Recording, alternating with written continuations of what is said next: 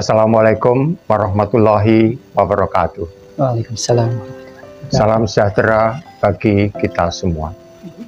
Saudara-saudara sekalian, sangat gembira sekali pada hari ini kita berada di SMP Darul Islam, yaitu di Jalan Setiabudi nomor 5 Gresik.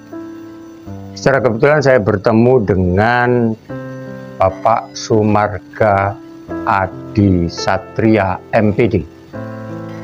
Secara kebetulan beliau adalah kepala sekolah. Dan secara kebetulan juga di SMP Darul Islam ini merupakan sebuah pusat komunitas Gresik Heritage.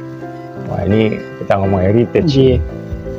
Tapi sebelum kita ngomong heritage, Pak Sumarga, ini saya nyebutnya siapa ini enaknya? Pak Marga bisa. Pak Marga. Sebelum kita ngomong heritage itu, kira-kira saya ingin tanya ini jumlah student body, student bodinya SMP Darul Islam, dan berapa jumlah guru atau dosennya? Guru di sini. Guru.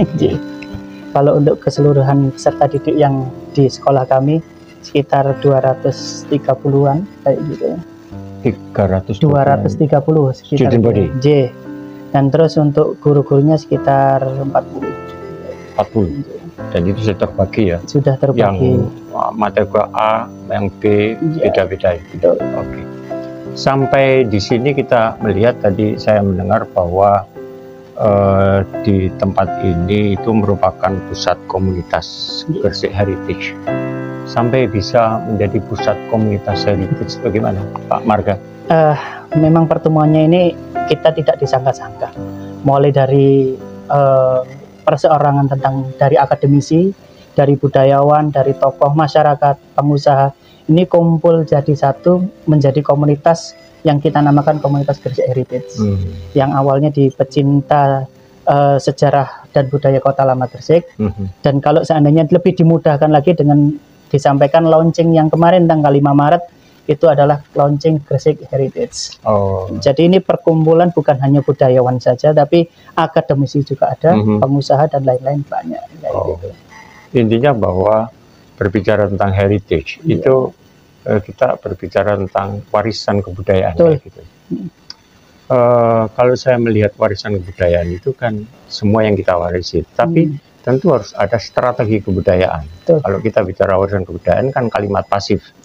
Tapi kalimat aktifnya sebagai strategi kebudayaan. Apa strategi untuk komunitas heritage di Gresik ini? Kita tarik garis lurus saja. Karena yang pertama, penasehat dari komunitas kami adalah Kepala Dinas Pendidikan. Kebetulan Pak Haryanto, Magister Pendidikan. Dan di situ beliau sebagai pencetus nantinya untuk dimunculkan kurikulum sejarah lokal. Seperti itu. Jadi di setiap sekolah dasar di Gresik? Sekolah dasar dan SMP. Sekolah dasar. Iya, beliau punya inovasi seperti itu, dan kita sebagai komunitas yang arahnya ke pendidikan, kita ingin membantu mendorong pemerintah, kita ingin bersinergi bersama bagaimana memunculkan yang namanya heritage tadi, budaya yang sudah lama terpendam di Kota Gresik. Kita akan munculkan dengan sejarah yang sesungguhnya seperti apa. Nanti ada buku-buku tentang pelajaran tentang anak SD, SMP, dan lain-lain. Sampai sekarang ini, apakah komunitas ini sudah memunculkan atau menghasilkan sebuah produk? Kalau untuk produk mungkin kita kan masih sangat dini ya. 5 Maret kemarin kita baru launching di situ. Dan untuk awal kami kemarin memunculkan udeng Gresik kayak gitu. Yang kebetulan kami ada Gajah Mungkur yang kemarin membuat dan mempelopori udeng Gresik seperti itu. Dan kalau seandainya nanti ini, insya Allah kita juga lagi berkoordinasi dengan Dinas Kabupaten Gresik untuk segera mendorong pembuatan kurikulum kayak gitu, kurikulum khusus muatan lokal Gresik tentang sejarah. Jadi kurikulum muatan lokal ini untuk mengangkat SD, budaya. SMP, SMA gitu ya? SD, SMP dulu, kalau provinsi kan ikut SMA. Provinsi itu SMA. Intinya bahwa produk tadi yang sampai sekarang harus dipersiapkan apa? Yang pertama kita persiapan kemarin ini insya Allah untuk Bapak Dinas Pendidikan akan melaunching juga sejarah lokal, khususnya kayak gitu. Jadi nanti muatan lokal yang budaya Gresik akan dimasukkan dulu di pelajaran mapel IPS, dan sekaligus nanti beliau akan melaunching juga eduwisata. Jadi pelajar seluruh Gresik, SD, SMP akan diarahkan untuk mengenal kebudayaan di Kota Lama khususnya. Sekaligus nanti ada di Bioskop SMP Darussalam ini, kita sudah bekerja sama dengan komunitas asli lokal Gresik, akan memunculkan film-film tentang kebudayaan daerah. Kayak gitu. Dan bahkan yang kemarin launching kemarin kita sudah memunculkan trailer Gresik Kota Bandar, yang disaksikan oleh Gus Yani langsung waktu melaunching bioskop ini. Maksudnya berada di ruang ini? Di ruangan ini dengan melonceng film Bandar Gresik. Pak Marga, berbicara tentang komunitas heritage, juga berbicara masalah kebudayaan, khususnya pada kebudayaan Gresik. Ini Gresik itu, yang dimaksud Gresik itu Gresik kota atau Gresik kabupaten atau yang bagaimana ini? Kalau kita untuk dari Gresik Heritage sendiri kita mengangkat dari kota lamanya.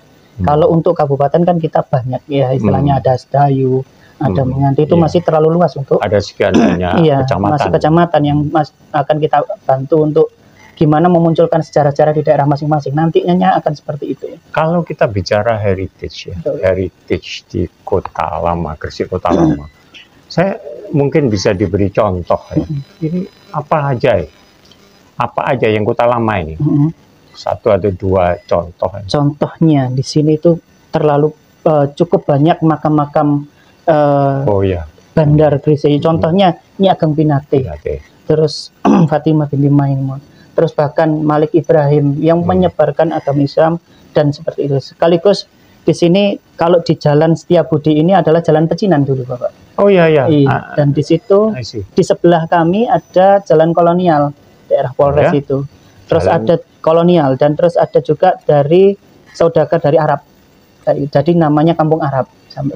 Jadi kompleks sekali dalam lingkup wilayah Kota Lama ini, khususnya di pusat pendopo alun-alun. Bahkan ada di tempatnya Pusmonegoro itu yang istilahnya makam-makam yang memang penuh dengan nilai sejarah tinggi. Pusmonegoro adalah Bupati pertama Gresik. Bupati pertama, yang istilahnya pusatnya nanti yang membuat masjid Jami. Betul. Dan itu masih di lingkup Kota Lama, di alun-alunnya, pendoponya kayak gitu. Itu makanya istilahnya nilai kebudayaan di sini sangat tinggi sekali dan sangat kuat kalau seandainya nanti ditularkan ke pelajar-pelajar Gresik untuk mengenal kebudayaan. Strategi kebudayaan. Itu sangat mudah kalau seandainya diterima oleh anak-anak muda kayak gitu. Anak mudanya udah mengenal, apalagi nanti kalau anak mudanya sudah berkecimpung di dalam dunia kebudayaan, mereka akan lebih gampang lagi untuk meraih ke Nusantara kayak gitu. Saya potong aja langsung. Goalnya apa ini? Kira-kira Anda kalau membimbingkan goal?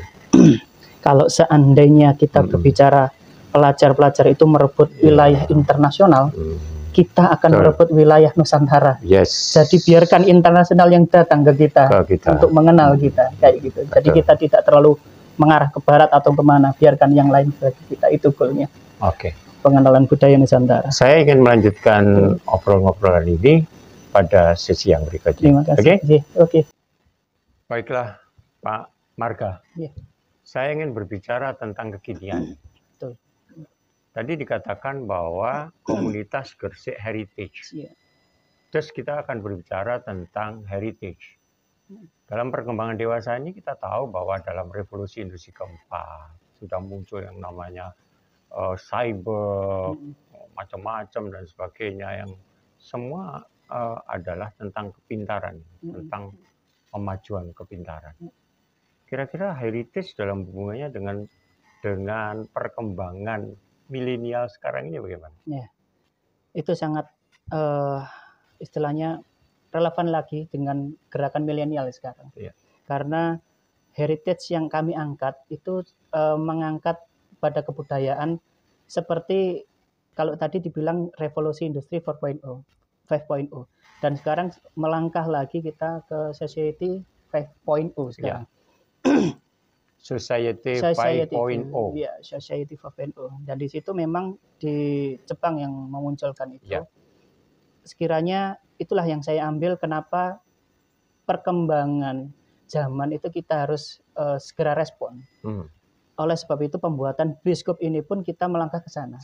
Karena apa? Society 5.0 di situ mengangkat utamanya adalah human, manusia. Ya. Dan di situ kita di dalam bioskop ini kita tidak hanya memunculkan sebuah tayangan saja, tapi pergerakan teknologi yang kita buat. Seperti contoh sound system, terus lumennya proyektor, bahkan pembuatan film tentang kebudayaan. Di situ menjadi satu yang namanya yaitu tadi istilahnya perkembangan 5.0 tadi.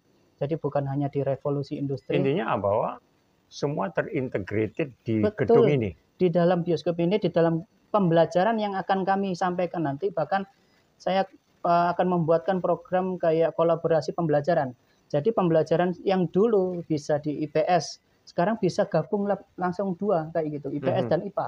Kayak gitu. Jadi kita akan kombinasikan. Ya. Satu kali tayangan itu nanti bisa menjadi pembelajaran dua mapel sekaligus. Mapel itu mata pelajaran. Iya. Dan di situ kalau seandainya pembaruan seperti ini kita bisa efektif dan efisien. Yang namanya perkembangan milenial tentang kebudayaan itu lebih mudah.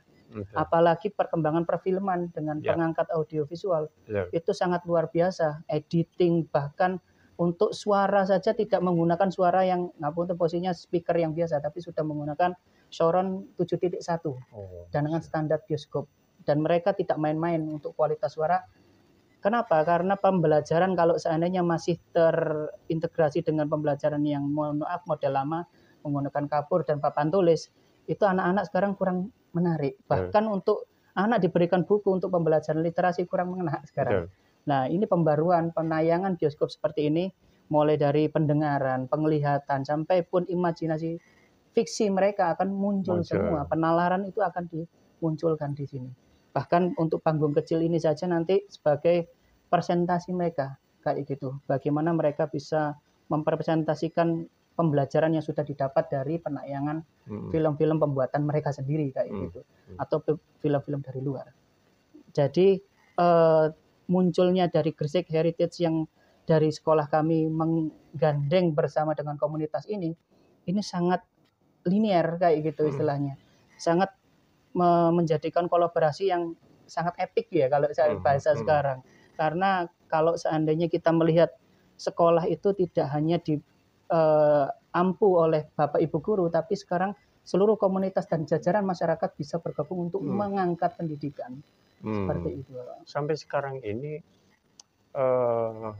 apakah boleh, apakah bisa yang namanya di luar sekolah menengah pertama ini, di luar itu bisa untuk menggunakan gedung ini?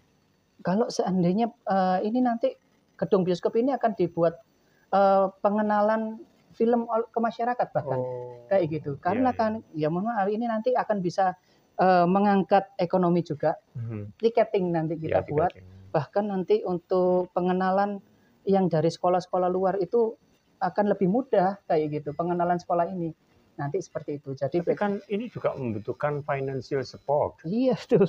Nah, ini sangat tinggi untuk finansial. Iya. Ya itu yang namanya perkembangan. Kita perlu istilahnya apa ya? Niat dan tekad yang kuat dulu. Betul. Mengangkat dan menyatukan visi misi kita dalam guru-guru. Oke, kita membuat perubahan inovasi seperti ini. Betul. Kita dorong bahkan pemerintah pun sekarang menyorot SMP Darus Ilmi sebagai sekolah yang makanya ini barusan saja saya selesai rapat dengan Bapeda tentang inovasi teknologi dan kita mau ngangkat bioskop ini kayak gitu. Bahkan ya insya Allah untuk posisinya pemerintah akan support semua ke sini. Artinya gedung semacam ini digunakan setiap hari atau hanya momen-momen tertentu? Kalau nanti penayangan kita sudah koleksi film-film budayaan atau film lokal sudah mencukupi, kita buka terus nanti kayak gitu. Mungkin selesai mapel, anak-anak sebagai penggerak dalam bioskop ini, bahkan nanti kita buatkan tim dan guru-guru kolaborasi semua, kita mengundang masyarakat untuk datang kayak gitu. Jadi pengenalan yang menyeluruh kalau bisa kayak gitu. Jumlah kursi ya seat ini berapa? Ini kapasitas tidak sampai 48 karena kapasitas memang seperti itu. Tapi untuk kualitas insya Allah sudah standarnya mengikuti itu juknisnya bioskop yang sesungguhnya. Ada kita pelajari di situ. Kita akan bincang-bincang lebih. Terima kasih.